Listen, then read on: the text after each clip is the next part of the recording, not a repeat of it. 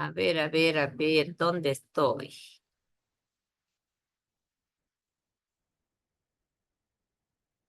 No sé si está el Dieguito aquí y el Dieguito está loco de llevarme de candidata. No, no, ¿qué voy a poder? No voy a poder. ¿Qué voy a hacer? Voy a atender pacientes, voy a estar de autoridad. No, no, no, no, no. Ya no. Así que, Diego, si estás ahí, tranquilízate. Bien. Ay, me he adelantado mucho. Jóvenes, tenemos que, el examen el próximo viernes tenemos que dar de práctica, ¿no es cierto? Así que, por favor, tienen que leer esta semana. Afortunadamente, creo que no tienen otra materia, ¿no ve? Bien. Mañana, con los del viernes, vamos a hacer este tema de pH. Estamos atrasadísimos con ese grupo. A ver qué hacemos. Diego, si está aquí. Osmosis, tampoco hemos visto. Qué horror. Bien. Ayer hemos avanzado osmosis y sistemas buffer también, aunque no teníamos pHímetro. Y ahora es este tema, que es muy de aplicación ya, lo que habíamos visto en teoría y le sirve para su examen de teoría, ¿no? Grama, grama, ¿qué significa? Gráfico, representación. ¿De qué? De los iones. Entonces, para ello es importante tener en cuenta esto. 60% de mi cuerpo, agua. Pero no solamente es agua, ¿no? El agua sí tiene presión, la presión hidrostática, pero no es suficiente. Por ello que tiene que llevar solutos para que esos solutos puedan ejercer más presión, puedan dar esto que hemos visto ayer, tonicidad, tono. El agua puede provocar tono. Por ello tenemos las bombas hidráulicas, gatos hidráulicos, pero cuando se le suma al agua los electrolitos, y nosotros también estamos en ello, tenemos más tonicidad. Gracias a esta tonicidad, jóvenes, y la contracción muscular, todos podemos estar parados, todos podemos estar sentados o tener la forma que tenemos. Eso no hay que olvidar, ¿no? Bueno, ¿qué es electrolito? También lo sabe. Agente químico que se disocia o ioniza y puede conducir la corriente eléctrica. Esto es importante tenerlo en cuenta, transmitir la corriente. Ionograma, representación de esos valores. Cuando vemos esta tabla, cuando vemos esta tabla, vemos algunas diferencias con la hoja que tiene usted al final de su libro. Y entonces esto pone de manifiesto que hay muchas versiones, muchos valores de referencia, ¿no? Entonces no hay que rasgarse las vestiduras, pero va a ser algo aproximado, no va a ser en un lado 40 y en el otro 80, no puede ser, ¿no? Bien, entonces esto es memoria, jóvenes, no queda otra, es memoria, ¿no? En esta tabla la tiene que rellenar, por favor. No se le dice que haga en 2 líneas, puede poner hojas anexas. Esto es para usted. ¿Cuáles son las funciones bioquímicas de cada uno de estos electrolitos? ¿Sí? Tiene en su parte teórica, en cuestión de que haga su resumen y ya está, ¿no? Vamos a la 11. ¿Cuál es la aplicación de los valores que hemos ido aprendiendo? Su aplicación está ahí en la gasometría. Metría, medir. ¿Qué cosa? Los gases. ¿Para qué? Para saber si hay un desequilibrio en nuestros componentes ácidos y básicos. ¿Y cuándo lo va a aplicar todo esto? En urgencia. No es en una consulta normal. no es una consulta frecuente, sino cuando la persona tenga una dificultad respiratoria o esté desmayado. ¿M? Por ello aquí tenemos de urgencia, ¿no? Urgencia es diferente a emergencia, ¿no? Hay que ver esa diferencia, por favor. Urgencia y emergencia. Está mal dicho, ¿no? Emergencia. Emergencia es cuando está en riesgo la vida. Casi todo debía de llamarse urgencia, ¿no? Pero el otro es más drástico. Bueno, entonces, la gasometría arterial. Claro, porque ahí es donde tenemos oxígeno. En la venosa no vas a poder determinar el porcentaje, la presión de oxígeno fisiológico o esperado, porque donde hay oxígeno es en las arterias. Y es algo invasivo, por ello que debemos tomar cuidado. Creo que ya les había comentado que hasta hace unos 3 años nosotros hacíamos en laboratorio, nos pinchábamos a la arteria hasta que tomé conciencia de que no, por ahí uno de ustedes tiene su sistema inmunitario por alguna razón deprimido. Imagínense, me puedo cargar a uno de ustedes, ¿no? Esto tiene que ser en condiciones de asepsia. ¿M? ¿Para qué? Para ver estas presiones. ¿Sí? Primero pH, dióxido. Fíjense, esta A es minúscula, no es mayúscula. Esta A minúscula es arterial. Cuando es A mayúscula es alveolar. Esto es muy importante para el año. Al año cuando lleve semiología No está y cuando borracho. lleve medicina interna en cuarto, en el capítulo de neumología, entonces ahí ya va a haber estas diferencias de P, A mayúscula, ¿no? Para la ventilación pulmonar. Aquí estamos viendo la arterial, claro, porque la muestra era esa. Y primero, como ya habíamos comentado, leer el pH.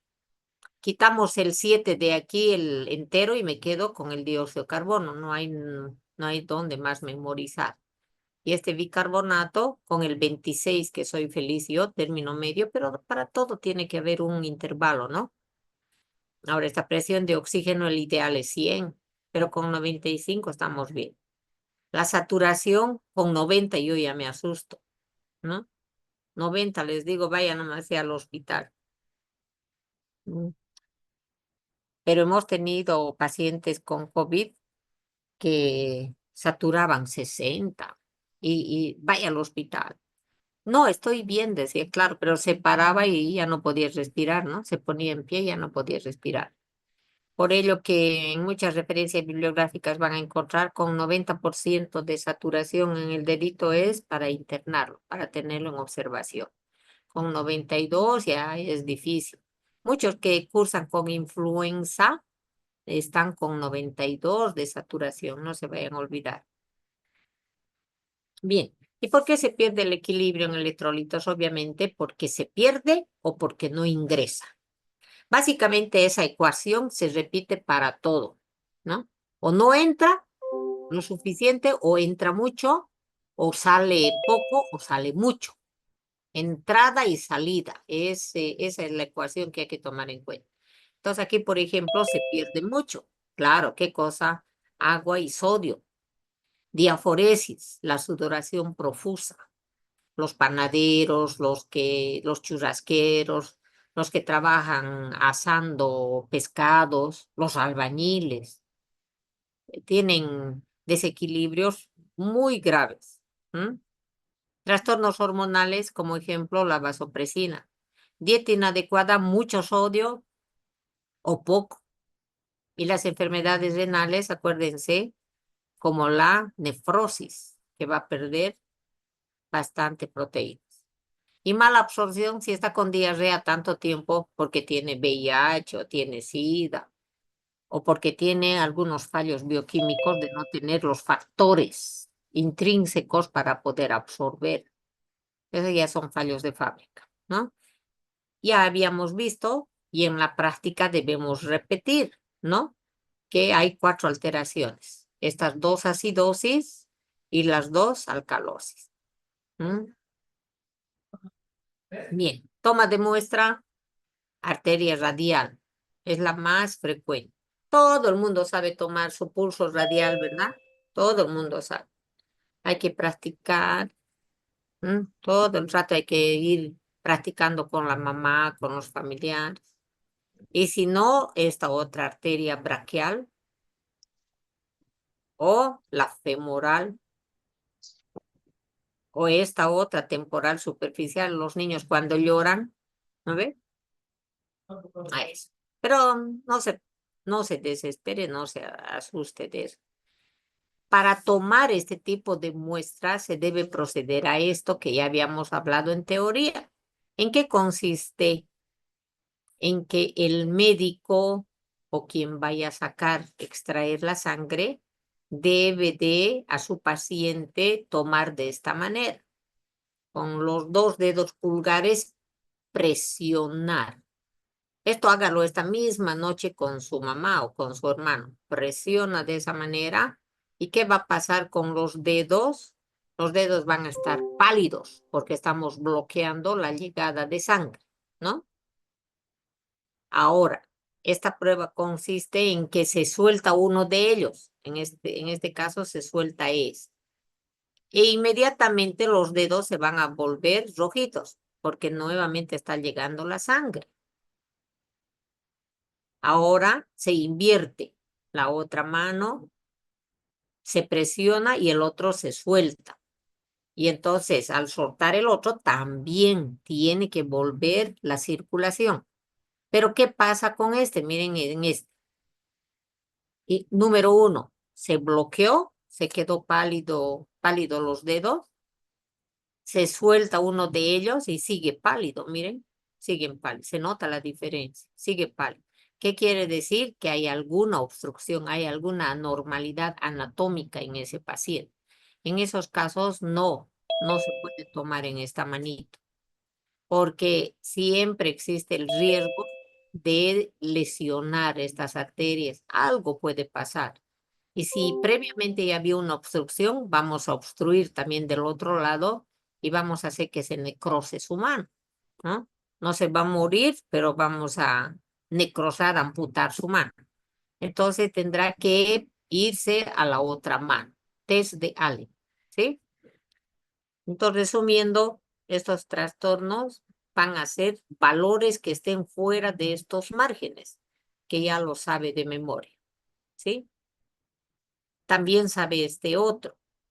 La acidosis metabólica, que es mi NEMO, todos los parámetros están menos de los normales, ¿no ve? Y la acidosis respiratoria, solamente el pH debajo y los otros son mayores. El mnemotécnico que les había explicado en la pizarra, ¿no? Bien. Fuentes de ganancia de ácidos para que el pH esté ácido. Uno, se retiene dióxido de carbono. No hay una buena ventilación pulmonar.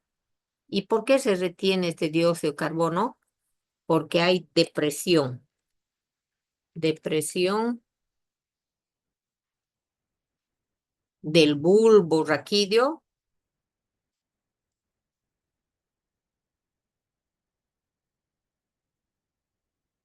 específicamente del centro nervioso de la respiración del bulbo raquídeo, ¿no? Todos los medicamentos y los tóxicos depresores del sistema nervioso central van a hacer eso, deprimir. En principio la corteza, la subcorteza, la médula y al final deprimen el bulbo. Los depresores, todos los tóxicos medicamentos depresores del sistema nervioso central, primero deprimen corteza, subcorteza, médula y al final el bulbo. Si no funciona el centro nervioso de la respiración del bulbo raquídeo, evidentemente se va a retener dióxido de carbono, ¿no? O también porque sintetizamos ácidos que no son volatilizables. ¿De dónde? De las proteínas, de los ácidos grasos. Por ello que se critica tanto que no se debe consumir mucho de estos alimentos porque estamos aumentando la acidez. Aquí también estuvieran las gaseosas, ¿no? Que tienen pH ácido. Pérdida de bicarbonato en estos fomites o que la persona consuma mucho ácido acético.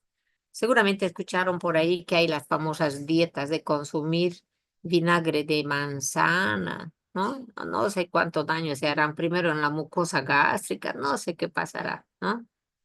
Pero algo se pone de moda y todo el mundo quiere, pero seguramente usted no lo va a hacer porque está aprendiendo estos detalles. Yo no lo haría nunca.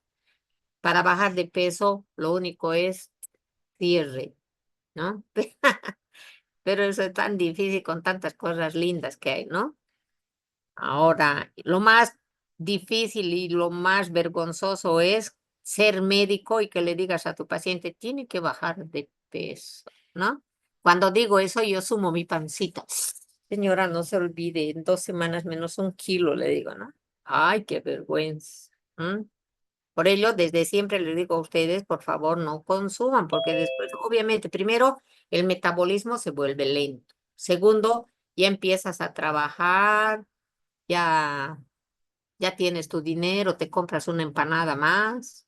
Después te casas, ya no estás enamorado, no caminas hasta el sexto anillo a pie para ver a tu corteja, ¿no? Ya estás sedentario. Son muchas razones. Bueno, fuentes de pérdida de ácido. Uso de hidrógeno en el metabolismo de los aniones orgánicos. ¿Qué significa esto? Que cuando consumimos alimentos, medicamentos en forma de átomo, clorhidrato, carbonato, citrato, fumarato, muchos medicamentos tienen esto. Entonces, tenemos que eliminar esos aniones, como gastando hidrógeno. Por ello dice, ¿cómo pierdes ácidos? ¿Cómo tu pH se puede volver alcalino? Porque estás perdiendo protones para eliminar los citratos, fumaratos, glicinatos, gluconatos, que son las sales de los medicamentos y también de alimentos.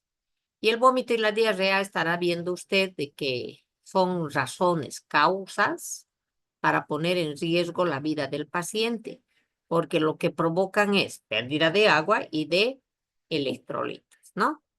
¿Cuándo va a pedir usted gasometría? Ahí está. Parada cardiorrespiratoria, casi todos los estimulantes provocan esto.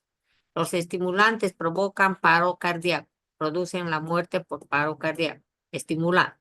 Los depresores por paro respiratorio. Coma de cualquier origen, traumático puede ser, ¿no? Un golpe que se golpee, dos, podría ser por una acidosis metabólica provocada por una diabetes no compensada o la ingesta también de diversos xenobióticos de pH ácido. Broncoespasmo. ¿Cuándo se puede provocar broncoespasmo? Por ejemplo, algunas personas que son asmáticas y se les administra a INES, antiinflamatorios no esteroideos como diclofenaco, ibuprofeno, pueden tener broncoespasmo. Entonces, lo que está aprendiendo hoy día, joven, ¿qué es? Cuando tenga un familiar que tiene asma o sospechas de asma y tiene fiebre, no puedo administrarle. O si le administró a alguien, usted tiene que estar atento. No se le puede administrar paracetamol, ibuprofeno, diclofenaco. ¿Qué se le tiene que dar? Ahí es dexametasona, prednisona. ¿No? No se va a olvidar eso. Ahora, EPOC agudizada, es decir, tiene EPOC de forma crónica, enfermedad pulmonar obstructiva crónica, pero algo provoca que se agudice. Lo estaba llevando bien el señor, tiene su problema pulmonar, pero de pronto vuelca sur o va a trabajar a un aserradero o se pone a barrer o ventea ese día, entonces se va a agudizar. Ahí va a tener dificultad respiratoria, se le va a hacer su saturación y a lo mejor va a ser necesario una gasometría. Este tromboembolismo pulmonar se va a dar, por ejemplo, en personas mayores que ya tienen esclerosadas sus arterias, no tienen la misma elasticidad, la parte muscular, su capa media. Y entonces, al estar mucho tiempo sentados, un viaje, por ejemplo, de La Paz hasta Santa Cruz o a la inversa, daría posibilidades, no estoy diciendo probabilidades, posibilidades es menos, ¿no? Probable es que pueda suceder más. Entonces, que se forme un trombo, que se suelte el trombo y me dé un émbolo y obstruya los vasos finos del pulmón.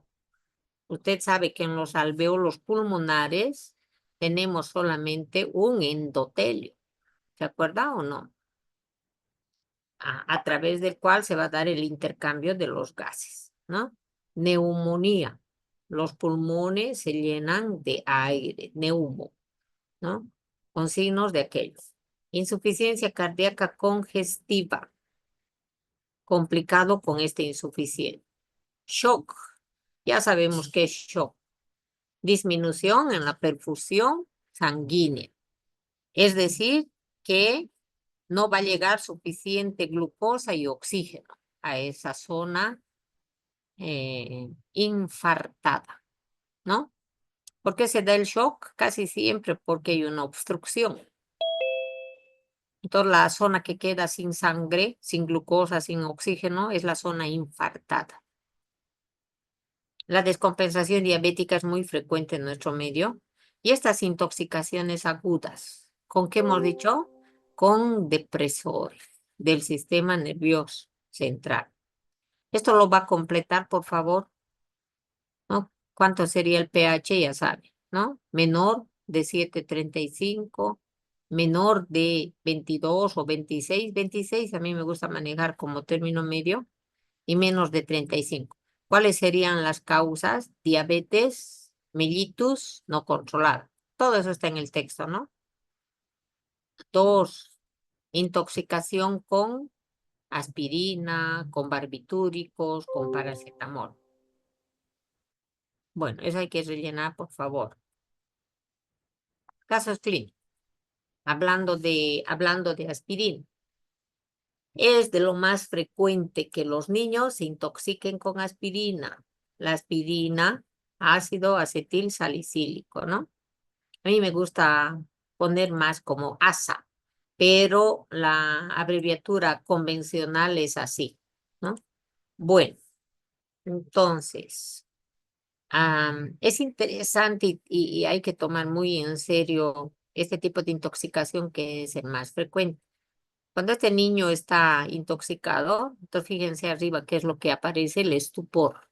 Este es un estado, que ya lo ha visto el año pasado, un estadio de la depresión del sistema nervioso, ¿sí?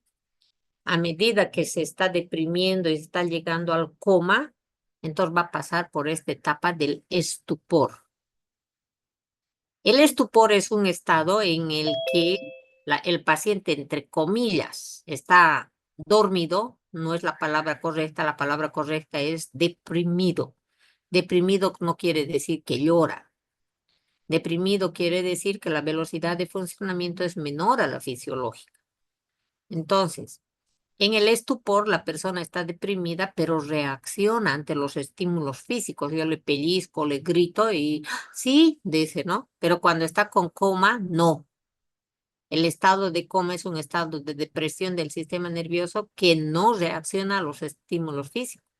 Una persona con coma, por más que usted le zarandee, le patee, no va a despertar. Bien, entonces este niño, bueno, y le digo que es lo más frecuente porque lamentablemente en nuestro medio los niños son atendidos, son cuidados con la abuela, la tía o la vecina, por diversas razones que usted también se imagina. La chica madre soltera tiene que estudiar o tiene que trabajar. Bueno, resumen, el niño tiene fiebre y la que le cuida, ¿qué le da? Le da una aspirina, una aspirineta, le da resfriolito, le da resfriol, todos tienen aspirina. ¿Cuántas dosis le ha intoxicado? Y esta persona además que dice, por lo ignorante y porque yo no le enseño, porque yo debo enseñar cuando voy en el micro, cuando estoy en la iglesia, donde vaya, lo poquito que sé, debo enseñar. Entonces, ¿qué dice esta persona? 5 minutos que le he dado y sigue con fiebre, pero por si acaso le sigue abrigando. Y como no le baja en 5 minutos, ¿qué hace? Le duplica la dosis. Voy a darle uno más. Y cuando llega la madre, tiene fiebre. ¿Qué medicamento le diste? No sé por qué, pero la gente siempre tiene miedo. Y la gente que le dice, ¿qué le dice a la madre? No, no, no le di nada. Bueno. A veces la madre dice, bueno, me lo llevo y le da nuevamente. Y cuando llega al hospital, el médico le pregunta, ¿qué medicamento le dio? Nada, nada. Y entonces es fácil salir de esa duda. Miren, ojalá no se les olvide. Tubo de ensayo, la orina o la sangre, la orina o la sangre, y este reactivo, ¿no? Cloruro férico. A ver si yo esta vez consigo para que vean. Entonces, tan fácil, orina más cloruro férrico te da lila. No sé si logran ver este lila. Hay que tener muy buena vista para... Dependiendo de la concentración, si en laboratorio lo vamos a hacer. Miren, aquí este lila, ¿no? Si en laboratorio lo vamos a hacer, entonces con un poquitín de aspirina es que te da un lila, pero brutal. Pero no nos olvidemos que en la orina hay diferentes componentes, no está solamente la aspirina, por ello que tienes, entre comillas, que acostumbrarte a esto, ¿sí? Den una mirada en Google y ahí van a encontrarse esas reacciones, los tubos con diferentes, ¿no? Entonces, mire, usted sale ya de ahí de duda. ¿Cómo es que no le dio medicamento? O usted va a pedir al laboratorio, doctora, hágame la prueba de esto, ¿no? Todo lo que tiene fenol, todo lo que tiene fenol, ¿qué es el fenol? El hexágono con su redondito al medio y su OH en uno de los carbonos. ¿Sí o no? Va a buscar esa estructura. Es un hexágono con su redondo al centro, al medio, y de cualquier carbono le va a sacar un OH, el hidroxilo, ese es el fenol. Tanto la aspirina como el paracetamol tiene fenol. Y el fenol es reconocido por el cloruro férrico, por el nitrato férrico. En realidad por el férrico, por el hierro más 3. Entonces, donde haya fenol, con el férrico me da color lila, color violeta. Y entonces usted ya sabe. Entonces, mentira que la señora esta que no le ha dado nada, ¿no? Entonces, ¿qué es lo que va a tener esta persona? Fiebre, pero si le di para la fiebre. Sí, señor. ¿Y entonces qué hace la madre? Sigue teniendo fiebre, otra aspirina más. No, no, eso es el médico. El médico dice, pero sigue con fiebre, otra aspirina. Se va a morir, pues, ¿no? ¿Qué más? Tinnitus. Ese es un zumbido agudo de los oídos. ¿Sí? Esto tal vez el niño no va a decir eso, pero se observa sobre todo en personas mayores que consumen aspirina de manera crónica para sus artralgias. Es frecuente en nuestro medio que las personas mayores tengan esto, ¿no? Luego, ¿qué va a tener? Miren, alteraciones del nivel de conciencia. Esto, estupor, estupor. ¿M? Va a llegar al coma, al EPA, que no tiene nada que ver con el corazón. Ay, se está yendo mi batería.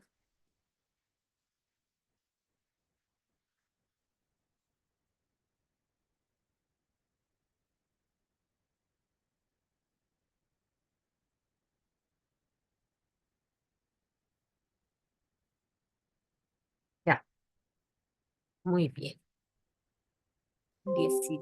13 horas. Hay que recordar, creo que ya les había comentado que el EPA, edema agudo de pulmón o edema pulmonar agudo, puede tener origen en el corazón o nada que ver con el corazón. En este caso no, el corazón está bien del niño, ¿no? Pero vamos a ver cuál es ese mecanismo fisiopatológico, que no creo que lo vea al año porque esto es bioquímica. Es el exceso o la concentración mayor a la terapéutica de este tipo de compuesto estimula el centro respiratorio aumentando la frecuencia. Y el niño que va a tener hiperventilación pulmonar, que va a cursar en principio con la alcalosis, ¿no? ¿Y qué va a hacer? Va a empezar a eliminar mayor cantidad de bicarbonato y también va a estar, claro, como está hiperventilando, va a perder mucho más de vapor de agua por la boca. Otro, esto es interesante que lo memorice. También interfiere en la membrana interna de las mitocondrias, donde se lleva a cabo la cascada electrónica, acoplado a la fosforilación oxidativa. ¿Se acuerda de la gradita que toda la vida le dibujo? Membrana interna de las mitocondrias. Y entonces tengo la gradita, ¿no? Le dibujo la gradita. Esa es la cascada o la cadena electrónica. Y al final está esperando el oxígeno. ¿Se acuerda? Ahora, en esa parte de la mitocondria, en la membrana interna, a ese sitio llegan las coenzimas NAD, FAT, NADP para descargar los electrones que traen del ciclo de Krebs, de la glucólisis, de las reacciones donde haya habido oxidación. Entonces, normalmente las coenzimas traen los electrones hasta esta cascada electrónica y descargan ahí su electrón. Y los electrones van a saltar las gradas para que al final se pueda formar el ATP. A eso se llama acoplamiento energético. Normalmente en la mitocondria, en la membrana interna, se va a dar el acoplamiento energético, es decir, que los electrones más los protones que le persiguen van a provocar la síntesis del ATP. Se acopla, acoplamiento energético. Muy bien. Las aspirinas, no solo ellas, también el arsénico, el cianuro, pero aquí a mí me interesa la aspirina. La aspirina lo que hace es aquí bloquear a la citocromo C oxidasa, una de las enzimas que está ahí. Bloquea esta cascada electrónica y entonces no se va a dar el acoplamiento, se va a desacoplar. Lo que debía unirse no se va a unir. Bueno, ¿y los electrones por dónde se van a ir? Por la izquierda, por la derecha. Como no pueden convertirse en ATP, por algún lado tienen que huir. Y esos electrones que son calor, por ello la persona, mire, por ello la persona tiene fiebre. Todos esos electrones que debían convertirse en ATP se van a tener que perder como calor. Y es eso lo que la madre y el médico va a sentir. ¡Oh! Sigue caliente. O otra aspirina más. Y además va a tener hipoglucemia. Fatal. También la aspirina inhibe el ciclo de Krebs. Si se bloquea esta, van a salir por los costados, por la radial 10, 11, 12, 13. ¿Qué va a pasar? Van a empezar a salir el ácido cítrico, el isocitrato, el alfa-cetoglutarato, porque está bloqueado, no puede ir normalmente por donde debe ir. Y van a empezar a salir los metabolitos de pH ácido, ¿dónde? A la sangre. Recuerde que también la aspirina inhibe a la ciclooxigenasa. Tenemos dos, uno y dos. La 1 se llama fisiológica y la 2 es patológica. La uno fisiológica, porque yo tengo muchas estructuras, muchas partes de mi cuerpo hinchaditas. ¿M? Gracias a las prostaglandinas. Por ejemplo, mi mucosa gástrica está hinchadita, edematizada, acolchada, cosa que cuando yo consumo, entonces hay algo, hay un amortiguador. Ese amortiguador es provocado por las prostaglandinas. ¿Quién sintetizó las prostaglandinas? La ciclooxigenasa 1. Pero cuando alguien me golpea, entonces se induce, se activa la ciclooxigenasa patológica, que puede ser, que puede ser, que puede ser demasiado, ¿no? Entonces, por ello que una inflamación podría ser patológica y por esta razón se debe usar los famosos COSIP. Estos son medicamentos muy selectivos que solamente van a inhibir a la 2, a la patológica. Celecoxib, los famosos Celecoxib. Bien, por otra parte, las aspirinas estimulan los quimiorreceptores que provocan náuseas y vómitos. Y también por esta razón, estos niños van a poder convulsionar. Es esta la razón. Todo por la aspirina, ¿no? Muy bien. Otro paciente con disnea o disnea y su pH 702 está con acidosis. Pero fíjese, su dióxido de carbono está en 60. Ya, entonces es acidosis. ¿Qué acidosis es? Respiratoria, porque está más de 45. Pero el bicarbonato debía estar más de 35, perdón, más de 26, pero está menos. Por lo tanto, es una acidosis mixta. Entonces, es muy teórico encontrar eh, acidosis, alcalosis puras. Normalmente estamos frente a esta situación de las acidosis o alcalosis mixtas, como en este caso va a ser una mixta, ¿no?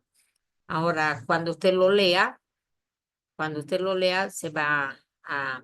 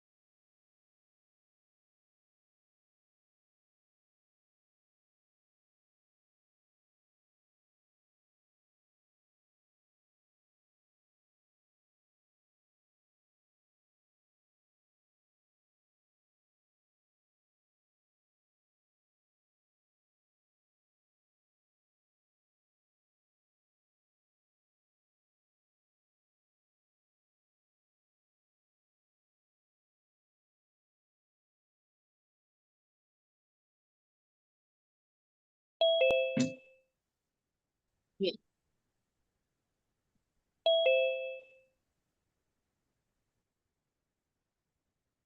Ahora bien,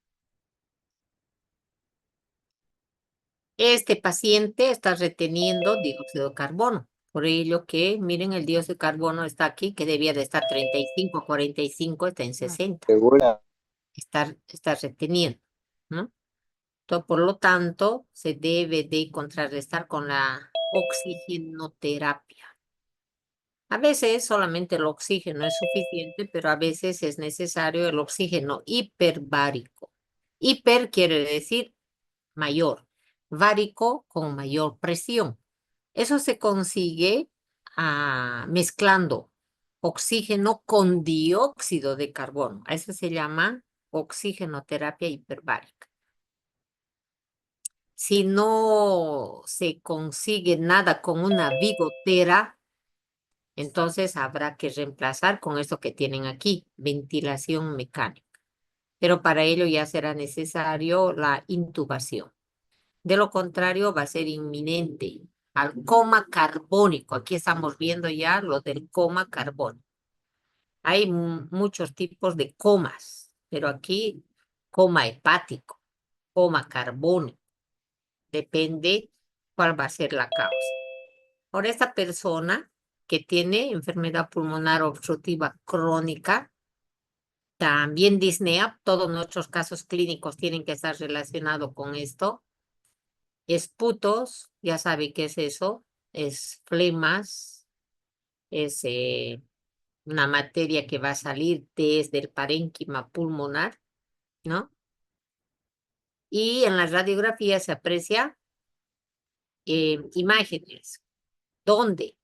En el lóbulo izquierdo inferior, ¿sí? Cuando les hago leer esto, se han salvado, cuando les hago leer, me ponen ahí el lóbulo 2 como si fuera lóbulo hepático, ¿no? El hígado sí tiene lóbulos 2, 3, 4, 7, 8, 9, pero no, este es el lóbulo izquierdo inferior. ¿Mm? Bueno, se le hace una gasometría y el pH también ácido. Este está aumentado, no está disminuido. Y este también está aumentado, por lo tanto va a ser una acidosis respiratoria, ¿no? ¿Por qué? Por hipoventilación alveolar. Bueno, se le hace el tratamiento y va a aumentar su presión arterial de dióxido de carbono. Tras el tratamiento, ¿por qué aumenta el dióxido de carbono? Más bien debía disminuir. Y entonces la explicación está aquí. Porque cuando se administra oxígeno, mejora la saturación de la hemoglobina, mejora la saturación, y entonces la hipoxia deja de ser el problema. ¿Qué es la hipoxia? Disminución de oxígeno y aumento de dióxido de carbono. El dióxido de carbono hace que trabaje el centro respiratorio. No sé si ya les dije o en alguna materia, ¿por qué tenemos dióxido de carbono? Porque es un estimulante del centro nervioso de la respiración del bulbo raquídeo. Cuando está aumentando nuestro dióxido de carbono por alguna razón, se activa, se acelera este centro nervioso y nosotros automáticamente empezamos a respirar con mayor frecuencia. Ay, no sé qué me pasa. Ay, no sé qué me pasa, ¿no es cierto? O cuando corremos, cuando estamos corriendo, inmediatamente aumenta nuestra frecuencia respiratoria. Es esa la explicación que le está dando aquí. A esta persona, cuando usted lo lea, tenía un dióxido de carbono aquí, mire, de 70. Se le administra oxígeno y sube a 86, ¿sí? Y entonces la pregunta es ¿por qué? Porque cuando al principio se le administra oxígeno, que se le debe de hacer, entonces el centro respiratorio ya no está estimulado como cuando lo estaba en un aumento de dióxido de carbono. Aquí nuevamente se pone de manifiesto esto de la bolsa de papel, ¿no? Cuando una persona tiene problemas respiratorios, sobre todo psiquiátricos, sobre todo psicológicos, entonces esto de la bolsa de papel, para que el dióxido de carbono nuevamente pueda ingresar con el oxígeno y ese dióxido de carbono sea de estimulante del centro nervioso de la respiración y que le permita respirar mejor a esta persona. Entonces, ¿cuál es el tratamiento adicional? Hay que conseguir una FiO2 normal. ¿Qué es la FiO2? Fracción inspiratoria del oxígeno. Fracción inspiratoria del oxígeno. ¿Qué significa esto? Que del 100% del aire que ingresa a nuestro cuerpo, solo el 21% de ese total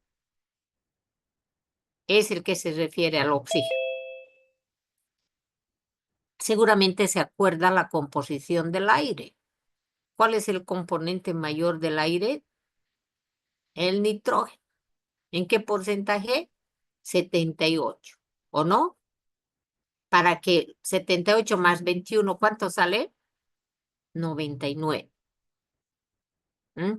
Entonces, un 1% del aire está conformado por dióxido de carbono, vapor de agua y otros. Entre esos otros estarán gérmenes, estará el dióxido de carbono, monóxido de carbono, hasta metales pesados. Bien, entonces debemos conseguir una FiO2 de 21%. Si no se consigue aquello, entonces recurrir a la intubación y ventilación mecánica por los respiradores automáticos.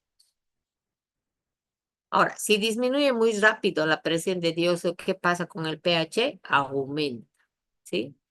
Si disminuye muy rápido, desaparece, entonces el pH va a aumentar. Esto hay que tomarlo en cuenta, por favor, para no asustarse el momento que estén con este tipo de pacientes, ¿no? ¿Cómo se normaliza el bicarbonato? Esta rayita tiene que estar más arriba, ¿no? Esto está mal, esto debía estar, ay, no sé, en este momento. Mm, bueno, ya no puedo. Bueno, este es subíndice y este debía estar arriba. Ahora, aquí yo quiero comentarles que hay dos corrientes, seguramente al año y los próximos años, ustedes, y cuando hagan la especialidad, hay una escuela que indica que no se debe administrar intravenoso el bicarbonato. ¿Por qué? Porque tiene muchos contratiempos, como lo que estamos viendo aquí. No se debe aportar porque puede empeorar la alcalosis. Y lo mejor sería administrar potasio, siempre y cuando ya se cuente con un ionograma. Recuerde que el potasio es muy tóxico. Pero hay otra corriente de especialistas que indican o mientras no se tenga el ionograma, mientras no se sepa la concentración del potasio, es que puede ser muy tarde y por ello mejor administrar bicarbonato intravenoso. Pero vuelvo a insistirles, hay dos corrientes dentro de esta especialidad de la medicina interna con su subespecialidad en neumología. Bien. Otro caso, estudiante de medicina, otra vez, su sistema nervioso alterado, desorientado. ¿Qué pasó? El chico tiene diabetes tipo 1. Le escondieron su insulina.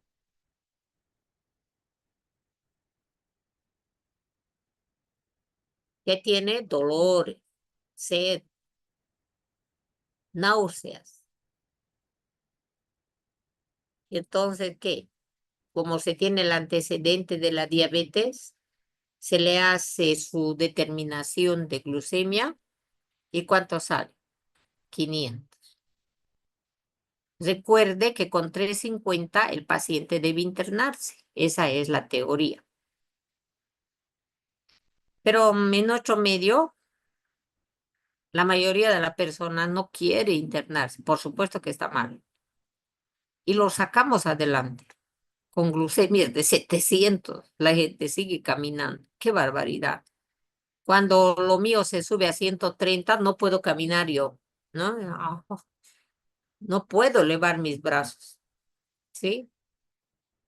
Yo no sé cómo hay gente tan maravillosa que con 700, 600, claro que está mal, pero sigue caminando, sigue vendiendo. ¿M? Incontinencia urinaria, claro. el cuerpo intenta deshacerse del exceso de glucosa. Y como no solamente está perdiendo glucosa, sino también agua, entonces por ello, ¿qué va a tener? Polidipsia. No lo había notado aquí. Gasometría 724, acidosis. Disminuido dióxido, disminuido bicarbonato. Los tres parámetros, por lo tanto, es acidosis metabólica por esta cetoacidosis diabética. ¿Por qué cetoacidosis? Porque está aumentado los cuerpos cetónicos. Como la glucosa no puede ingresar dentro de la célula porque la insulina no funciona, es inactiva, la glucosa no ingresa dentro de la célula, no se convierte en ATP y el cuerpo necesita ATP. Entonces, ¿qué va a hacer? Va a metabolizar lípidos. Y el metabolismo de los lípidos me dan estos analitos, la acetona, acetoacetato y beta hidroxibutirato, que son los cuerpos cetónicos. Estos cuerpos cetónicos se caracterizan porque tienen un pH ácido. Por lo tanto, ¿qué van a provocar en el paciente? Una acidosis metabólica, ¿no? Muy bien. Ahí está la explicación por qué va a disminuir todo, porque se intenta compensar. Se gasta el dióxido de carbono, se gasta el dióxido de carbono para producir ácido carbónico, ¿no? Por ello que va a estar disminuido. No es aconsejable, nuevamente, no es aconsejable perfundir bicarbonato como en el caso anterior. Tendría más bien que administrarse potasio. Otro caso, una señora semicomatosa, o sea, tiene un poquito más de estupor, lo típico de estos días, síntomas gripales. Es importante que a estas alturas usted ya reconozca qué es gripe y qué es resfrío, ¿no es cierto? La diferencia, los dos son provocados por virus, pero el resfrío es algo más superficial y no tiene fiebre. Este tiene fiebre, este tiene febrícula. ¿Qué es fiebre? Temperatura más de 38,5. Si es 38,4, febrícula. El resfrío tiene febrícula, tiene cefaleas discretas y un malestar débil. Escasa disrinorrea. Lo que no sucede con la gripe. La gripe más de 38,5 y va a tener malestar general, mialgias, artralgias. Por ello que he debido escuchar a la gente, mire, yo soy fuerte, me resfrío 3, 4 veces, pero después me da un resfrío fuerte que me tira a la cama. Es que es la gripe, ¿no? Bien, entonces esta señora tiene antecedentes de diabetes que no es controlada. Este es el gran problema de la diabetes mellitus.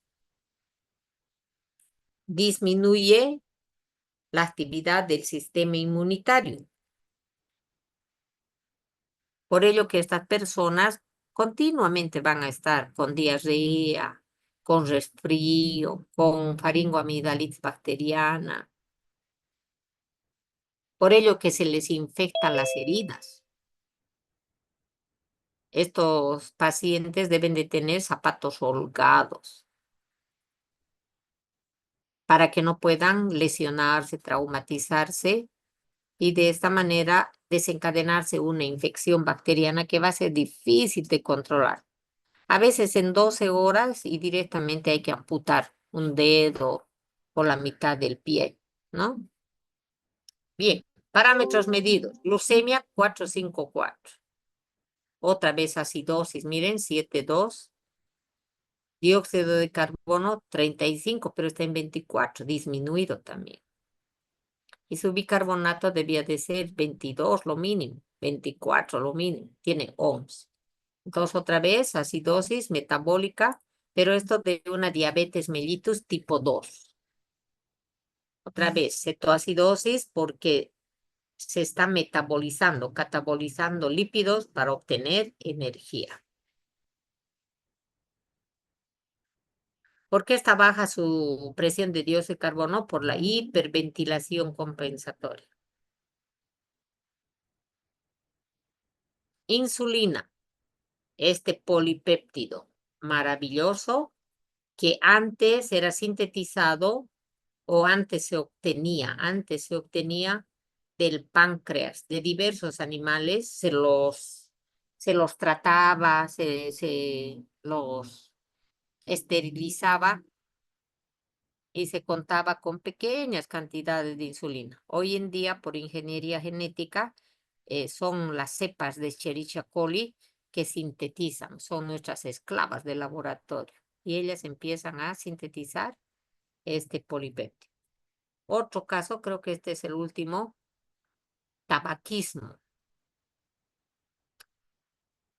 Durante mucho tiempo se manejaba el axioma. Si fumas, muy probablemente tengas cáncer de pulmón. O lo que se indicaba, si tienes cáncer de pulmón es que fumaste. Hoy ha cambiado, no del todo, pero ya no es así el 100%. Hoy en día se ha establecido y hay trabajos interesantes, sobre todo en La Paz, en el Instituto del Pulmón, donde se ha establecido que hay muchos cáncer de pulmón en personas que no fuman, en su vida han fumado, pero son vendedores ambulantes. ¿Y a qué están expuestos los vendedores ambulantes? Al humo, al medio ambiente. El humo que dejan los autos y en ese humo que definitivamente hay metales pesados como el plomo. Por ello, la OPS indica que el metal que con mayor frecuencia se encuentra en el medio ambiente es el plomo y estuviera provocando estos detalles. ¿Mm? Entonces, antes lo típico era eso. Persona con EPOC era porque tenía esta enfermedad, tabaquismo. Esto ha cambiado un poquitín, ¿no? ¿Qué tiene nuevamente disnea? Es que estamos en gasometría, no se olvide. Por eso es que disnea, ¿no? Si tiene poca entrada de oxígeno, obvio que va a tener somnolencia. El oxígeno es el que le da vida. El oxígeno es el que le va a dar ATP. ¿Mm? Ahora, ¿qué? No puede asistir, dice, a la fiesta de la Virgen del Rocío. Esta Virgen es famosa en España, sobre todo en Sevilla. Yo hice todo el doctorado en Sevilla. Y entonces, uy, esto tiene mucha influencia. Debía cambiarle ya, ¿no? La fiesta de la Virgen de Cotoca debía haber puesto para que sea más nuestro. ¿Ah? Mucha influencia tenía. Ya.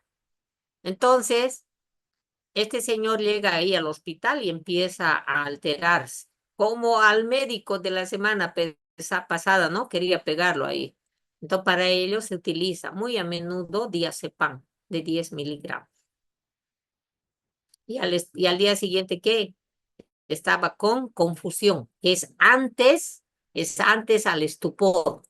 Confusión, estupor, coma, ¿no? Se le hace la gasometría, otra vez acidosis, pero fíjense que está aumentado su dióxido de carbono. Entonces se diagnostica como acidosis respiratoria. ¿Por qué está desencadenado? No solo el EPOC, sus vías aéreas están obstruidas por todo el contaminante del medio ambiente que se ha ido acumulando, pero también por esta infección, tal vez bacteriana. ¿M? Por ello solamente infección aguda. Y peor con los sedantes como la benzodiazepina esta, del diazepam o Valium. ¿M? Entonces, esta persona definitivamente va a necesitar oxigenoterapia como en los demás casos. ¿Sí? Bien, vamos a ver un poquito de azúcar. Ya hemos visto esta parte teórica, jóvenes. Por eso el concepto lo sabemos. ¿no? Compuestos exógenos de origen vegetal. Cuidado que le pongan algunas veces de animal. Para nosotros es nuestra fuente de energía, ¿no? Lo que tenemos que ver en laboratorio es esto, fortalecer, afianzar este concepto y la parte química, que sus unidades estructurales son los monosacáridos. ¿Cuál es la unidad estructural de un azúcar? Monosacárido. ¿Cuáles son sus elementos químicos constituyentes? Cho. Eso, por favor. ¿Cuál es la clasificación de los azúcares? Simples y complejos. ¿Qué son los complejos? Azúcar más algo, más otra sustancia, quiero decir, ¿no? Glucolípidos, glucoproteínas. Muy bien. A nosotros en medicina nos interesan mucho los monosacáridos, sobre todo la glucosa, es nuestro medicamento estrella. ¿Cómo lo utilizamos? Y nos sirve tanto al médico, pero también a la persona, porque necesitamos tener una glucemia constante. Necesitamos tener el tanque a full para poder funcionar. Pero cuidado, tampoco no tanto a full, cuidado que, que empiece a consumir más, ¿no?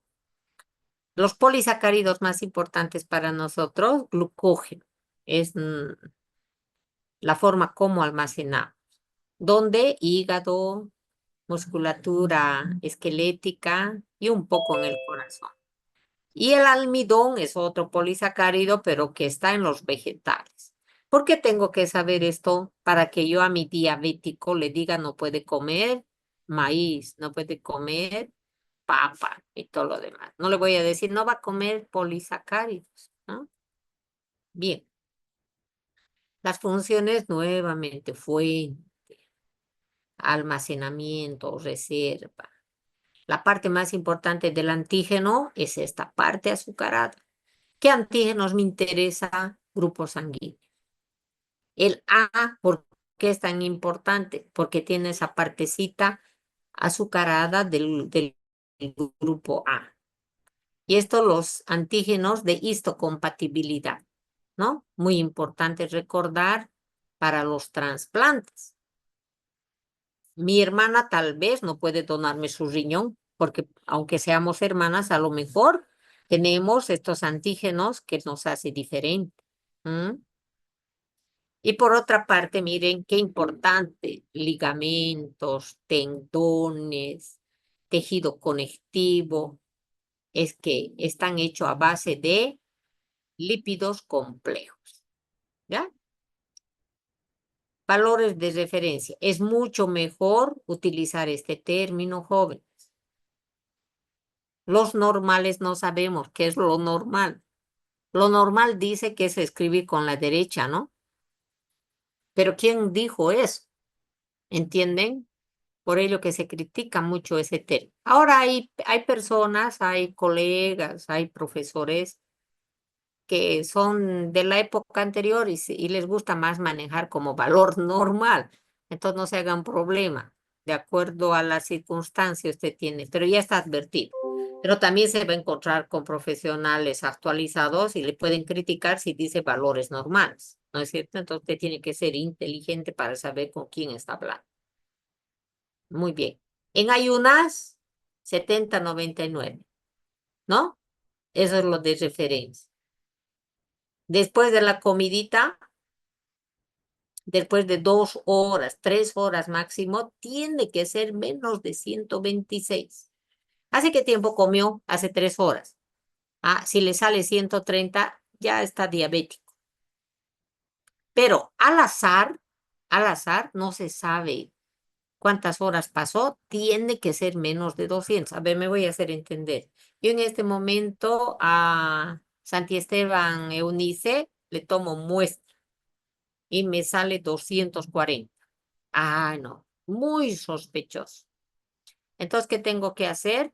Hacer su análisis en ayunas. Tengo que solicitar. No es diabética, ya algo ha pasado. pero al azar. Yo voy por la calle, venga, le pincho y me sale más de 200, muy sospechoso. Pero si me sale 180 al azar, puede que no pase nada, ¿no? Puede que recién haya comido. Ahora, así, sabiendo que comió hace 2 horas, 3 horas, debe ser menos de 126. Y en ayunas debe ser menos de 90, de 99. ¿Sí? Eso hay que manejarlo, hay que razonar, trabajarlo, ¿no? Hay una prueba en laboratorio que vamos a aprender, que es la curva de tolerancia a la glucosa. A veces a un paciente se le solicita su determinación de glucemia y no nos queda muy claro. Entonces recurrimos a esta prueba, curva de tolerancia a la glucosa. Entonces lo manda al paciente al laboratorio y en el laboratorio le van a tomar sangre en el tiempo cero, tiempo cero. Y luego le van a preparar una disolución, ya viene preparado 75 gramos de glucosa en un vaso de agua, toma, perfecto. Entonces se le toma a la hora sangre, a las 2 horas sangre, a las 3 horas sangre y se determina la glucemia. Entonces, supongamos a la hora le puede salir, digamos, 220. A las 2 horas tiene que ser 180. A las 3 horas tiene que estar normal con 120. Si acaso ya no, entonces ya está teniendo intolerancia a la insulina. No está trabajando ya la insulina, ¿no? Bueno, ¿qué patologías están relacionadas a estas que ya sabemos? Es interesante ya irlo trabajando esto, ¿no? La glucogenosis. ¿Qué son las glucogenosis? Alteraciones bioquímicas en el metabolismo del glucógeno, por eso se llama glucogenosis. Y hay muchas, vamos a ver ahí, enfermedad de Fabry, de Tarui. ¿Qué vamos a hacer en la práctica? Lamentablemente no contamos con todos los reactivos, pero lo que vamos a hacer es lo siguiente. En un tubo de ensayo, esto sí no lo hacemos, van a verlo en video, creo que tengo la dirección ahí. En un tubo de ensayo se va a medir glucosa, en otro tubo de ensayo almidón, en otra sacarosa, ¿sí? Todos los azúcares que tú quieras. Y entonces le añades el reactivo de Moulich. Si te da positivo, es un azúcar. Si te da negativo, no es azúcar y ahí se acabó el rompecabezas. No tienes por qué seguir adelante. ¿Sí? Muy bien. Ahora, a ese que si te dio positivo, entonces, ¿qué haces posteriormente? Tu pregunta es, yo ya sé que es un azúcar. Entonces, la pregunta ¿es un polisacárido o es un monosacárido? Entonces, ¿qué haces? Haga parte de la muestra, se pone en contacto con Lugol. Si te da violeta, si te da azul violeta, positivo, es un polisacárido. Pero si no te da ese color, es negativo, no es un polisacárido. Es bonito esto, ¿no? ¿Les duele la cabeza? Es razonamiento nada más. Otra vez, un tubo de ensayo más reactivo de Molich, ¿qué te puede dar? Dos posibilidades, positivo o negativo. Si es positivo, es azúcar. Ah, continúo. Si es negativo, chao. No, debe ser cocaína. Váyanse por allá. O cualquier sustancia blanquecina. Ahora, si te da positivo, la pregunta es, debe ser un polisacárido. Le añades Lugol. Otra vez, te puede dar positivo, te puede dar negativo. Si te da positivo, excelente. Es un almidón. Pero si te da negativo, no es polisacárido, pero sigue siendo un azúcar. Entonces ahí viene la duda. Ajá, debe ser un azúcar reductor. ¿Sí? Azúcar reductor. ¿Sí? Cuando te sale negativo, La posibilidad es, entonces, tu pregunta es un azúcar reductor. Entonces, para eso, ¿qué vas a hacer? La muestra, pones en contacto con el reactivo de Fehling. Aquí abajo, aquí está, miren, aquí está, reactivo de Fehling. Ahora aquí nuevamente te puede dar positivo, te puede dar negativo. Si te da negativo, no es reductor. Es decir, no es un monosacárido, no es glucosa, no es fructosa. Pero si te da positivo, la siguiente duda ¿es aldehído o es cetona? Es que es bonito, wow. Eso me gusta a mí ese igual que el diagnóstico de tu paciente. Si tiene esto, es un algoritmo, ¿no? Entonces, en este caso, si, ¿cómo era la cosa? Si te da positivo, es un azúcar reductor, ¿no? Si te sale negativo, es un azúcar no reductor, no reductor, ¿sí? ¿Cómo podría hacerlo? A ver en el chat. Ay, no sé si seré capaz. Ya, a ver, M más Felin, si te da positivo, rojo ladrillo, ya vamos a ver eso. Si te da positivo, es un azúcar reductor. Así. Pero si la muestra más Felin te da negativo, no te da rojo ladrillo, entonces es un azúcar, pero no reductor. ¿Cuál es un azúcar no reductor? Por ejemplo, la sacarosa. ¿Y entonces qué vas a hacer? Entonces, ¿qué vas a hacer? Esa muestra vamos a someterlo a hidrólisis, vamos a calentar, vamos a hervirlo, vamos a lisar, a ebullición. Y nuevamente vamos a poner en contacto esa muestra lisada, vamos a poner con el reactivo,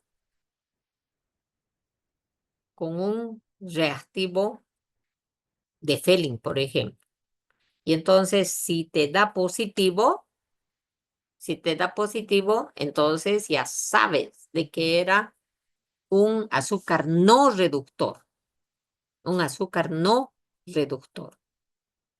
Ahora la pregunta es, como hace rato le decía, ese azúcar no reductor, ¿era sacarosa?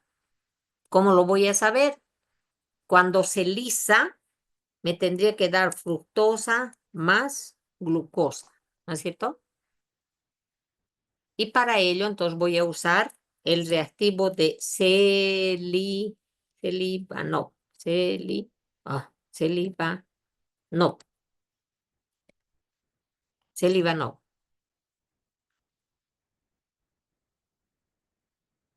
No lo había anotado aquí. Celiba no.